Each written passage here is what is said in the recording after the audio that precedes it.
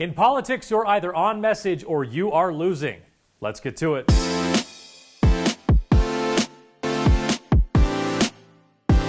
Welcome to On Message, a weekly look at where the battle lines are drawn and who is winning the war of words. This week, dead air. Last week, we took a look at the first TV spot on the air in the race for the U.S. Senate as the primary phase of the campaign gets into full swing. Like most incumbents, Senator Mike Lee had a sizable war chest before the race began.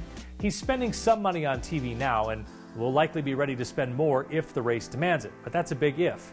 In the last week, Becky Edwards has started a modest TV buy, mostly on Fox News. Her ads are a solid introduction to the voters, and we'll keep an eye on any additions to her purchase for media time as the weeks roll on. As for Isom, she does have a 3-minute spot on her website, and it's actually really well done.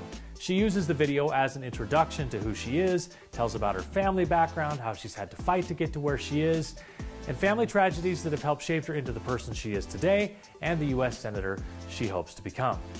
This week, Isom also added 3 endorsement videos to her social media channels, one from Salt Lake County Council member Amy Winder-Newton, one from Jeanette Bennett, a publisher in Utah County, and one from retired journalist Ken Verdoya. All 3 endorsement videos focus on the need to change and to have fresh ideas, but they stop short of mentioning any specifics.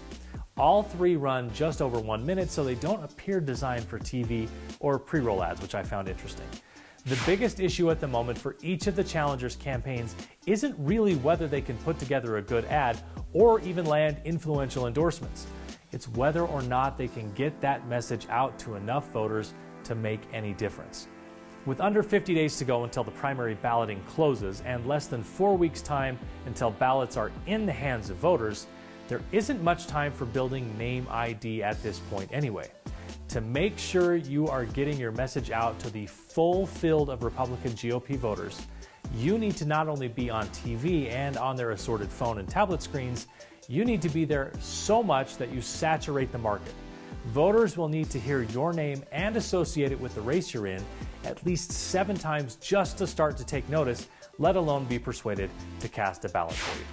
Of course, the issue may very well be one of money. With limited resources, both challengers may not have the cash on hand to make a significant TV or radio buy, so they're going big on social media, which is a little challenging to track from the outside, but more cost-effective.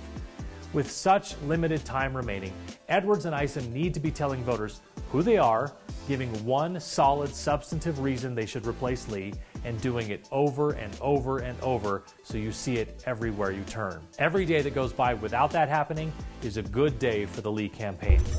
That's it for this week. More On Message in the next issue of the Utah Political Underground.